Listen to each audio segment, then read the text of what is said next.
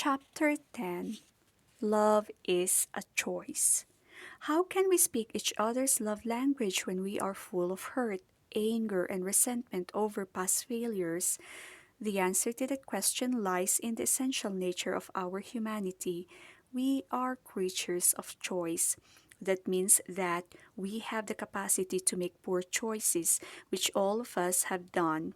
We have spoken critical words and we have done hurtful things. We are not proud of those choices, although they may have seemed justified at the moment. Poor choices in the past don't mean that we must make them in the future. Instead, we say, I'm sorry. I know I have hurt you, but I would like to make the future different. I would like to love you in your language. I would like to meet your needs. I have seen marriages rescued from the brink of divorce when couples make the choice to love. Love doesn't erase the past, but it makes the future different. When we choose active expressions of love in the primary love language of our spouse, we create an emotional climate when we can deal with our past conflicts and failures. I just don't love her anymore. Brent was in my office, stone faced and seemingly unfeeling. He had come not by his own initiative but at my request. A week earlier, his wife, Becky, had been sitting in the same chair, weeping. Between her outbursts of tears, she managed to verbalize that Brent had told her that he no longer loved her and that he was leaving. She was devastated. When she regained her composure, she said, "We have both worked so hard the last 2 or 3 years. I knew that we were not spending as much as time together as we used to, but I thought we were working for a common goal. I cannot believe what he is saying. He has always been such a kind and caring person. He's such a good father to our children," she continued. "How can he do this to us?" I listened as she described their 12 years of marriage. It was a story I had heard many times before. They had an exciting courtship, got married at the height of the in love experience, had the typical adjustments in the early days of marriage, and pursued the American dream. In due time, they came down off the emotional high of the in love experience, but did not learn to speak each other's love language sufficiently.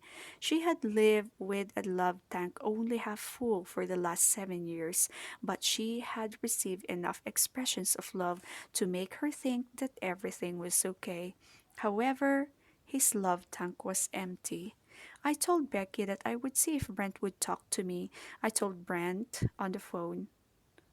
As you know, Becky came to see me and told me about her struggle with what is happening in the marriage. I want to help her, but in order to do so, I need to know what you are thinking. He agreed readily, and now he sat in my office. His outward appearance was in stark contrast to Becky's. She had been weeping copiously, but he was stoic. I had the impression, however, that his tears had been shed weeks or perhaps months before, and that it had been an inward weeping. The story Brent told confirmed my hunch. "I just don't love her anymore," he said. "I haven't loved her for a long time. I don't want to hurt her, but we are not close.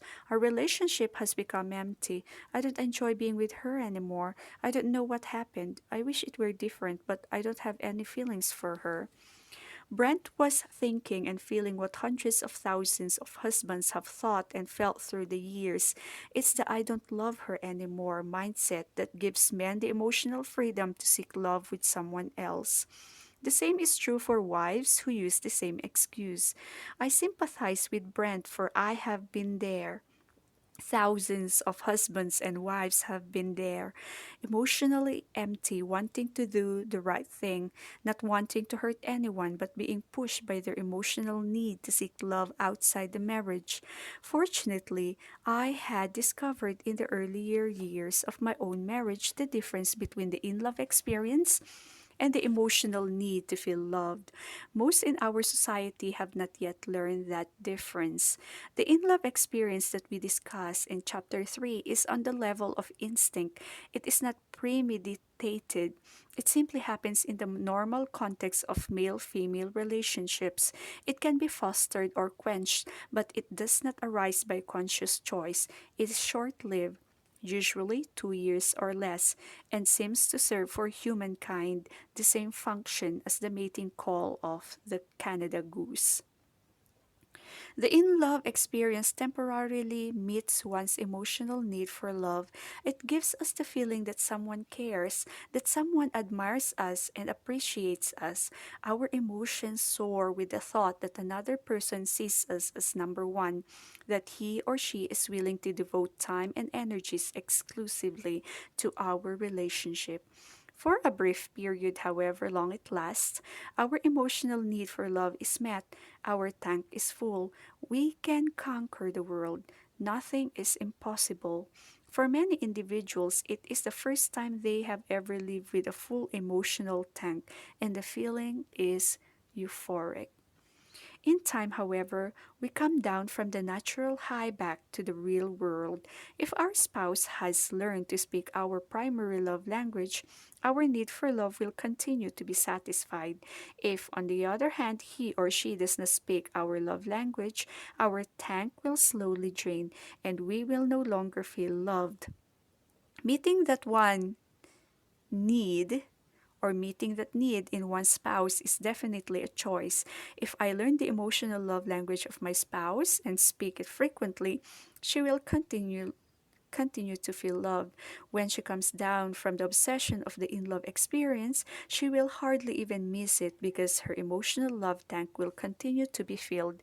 However, if I had not learned her primary love language or have chosen not to speak it, when she descends from the emotional high, she will have the natural yearnings of unmet emotional needs.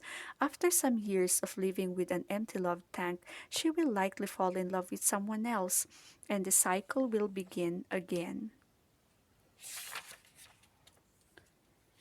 Meeting my wife's need for love is a choice I make each day. If I know her primary love language and choose to speak it, her deepest emotional needs will be met and she will feel secure in my love. If she does the same for me, my emotional needs are met and both of us live with a full tank. In a state of emotional contentment, both of us will give our creative energies to many wholesome projects outside the marriage while we continue to keep our marriage exciting and growing. With all of that in my mind, I look back at the deadpan face of Brent and wondered if I could help him. I knew in my heart that he was probably already involved with another in love experience. I wondered if it was in the beginning stages or at its height. Few men suffering from an empty emotional love tank leave their marriage until they had prospects of meeting that need somewhere else. Brent was honest and revealed that he had been in love with someone else for several months. He had hoped that the feelings would go away and that he could work things out with his wife, but things at home had gotten worse, and his love for the other woman had increased. He could not imagine living without his new lover. I sympathized with Brent in his dilemma. He sincerely did not want to hurt his wife or his children, but at the same time, he felt he deserved a life of happiness. I told him the dismal statistics on second marriages. He was surprised to hear that, but was certain that he would beat the odds. I told him about the research on the effects of divorce on children, but he was convinced that he would continue to be a good father to his children and that they would get over the trauma of the divorce. I talked to Brent about the issues in this book and explained the difference between the experience of falling in love and the deep emotional need to feel love.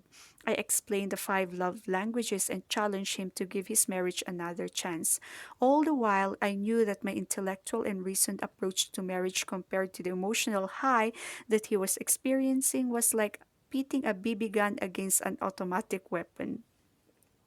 He expressed appreciation for my concern and asked that I do everything possible to help Becky, but he declared that he saw no hope for the marriage. 1 month later, I received a call from Brent. He indicated that he would like to talk with me again. This time, when he entered my office, he was noticeably disturbed. He was not calm, cool man I had seen before. His lover has begun to come down from emotional high, and she was observing things in Brent that she did not like. She was withdrawing from the relationship, and he was crushed. Tears came to his eyes as he told me how much she meant to him and how unbearable it was to experience her rejection. I listened for an hour before Brent ever asked for my advice. I told him how sympathetic I was to his pain and indicated that he was experiencing was what was he was experiencing was the natural emotional grief from a loss, and that the grief would not go away overnight. I explained, however, that the experience was inevitable. I reminded him of the temporary nature of the in love experience, that sooner or later we always come down from the high to the real world.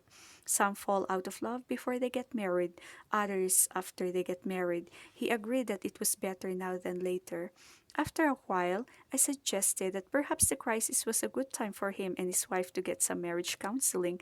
I reminded him that true, long lasting emotional love is a choice and that emotional love could be reborn in his marriage if he and his wife learn to love each other in the right love languages.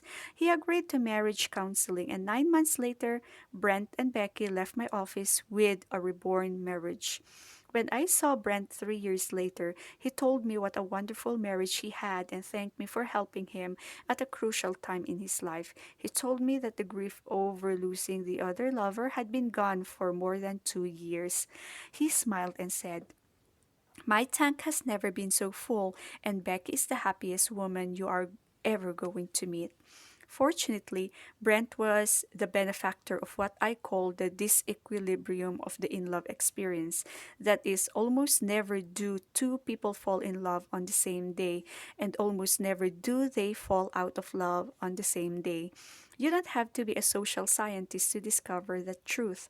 Just listen to the country and western songs. Brent's lover happened to have fallen out of love at an opportune time. Actions and emotions.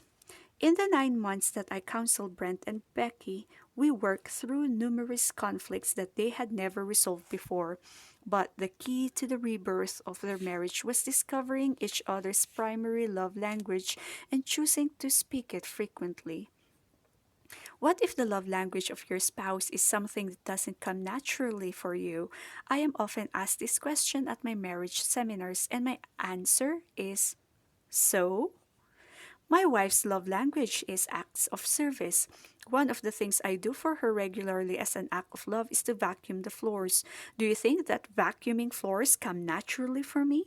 My mother used to make me vacuum. All through junior high and high school, I couldn't go play ball on Saturday until I finished vacuuming the entire house. In those days, I said to myself, when I get out of here, one thing I am not going to do, I am not going to vacuum houses. I'll get myself a wife to do that. But I vacuum our house now, and I vacuum it regularly. And there is only one reason I vacuum our house: love. You couldn't pay me enough to vacuum a house, but I do it for love. You see, when an action doesn't come naturally to you, it is a greater expression of love. My wife knows that when I vacuum the house, it's nothing but 100% pure, unadulterated love, and I get credit for the whole thing. Someone says, "But Dr. Chapman, that's different. I know that my spouse's love language is physical touch, and I am not a toucher. I never saw my mother and father hug each other. They never hugged me. I am just not a toucher. What am I going to do?" Do you have two hands? Can you put them together? Now imagine that you have your spouse in the middle and pull him or her toward you. I'll bet that if you hug your spouse 3,000 times, it will begin to feel more comfortable. But ultimately, comfort is not the issue. We are talking about love, and love is something you do for someone else, not something you do for yourself. Most of us do many things each day that do not come naturally for us. For some of us, that is getting out of bed in the morning. We go against our feelings and get out of bed. Why? Because we believe there is something worthwhile to do that day. And normally, before the day is over, we feel good about having gotten up. Our actions precede our emotions. The same is true with love. We discover the primary love language of our spouse and we choose to speak it. Whether or not it is natural for us, we are not claiming to have warm, excited feelings. We are simply choosing to do it for his or her benefit. We want to meet our spouse's emotional need and we reach out to speak his love language. In so doing, his emotional love tank is filled, and chances are he will reciprocate and speak our language. When he does, our emotions return and our love tank begins to fill. Love is a choice, and either partner can start the process today.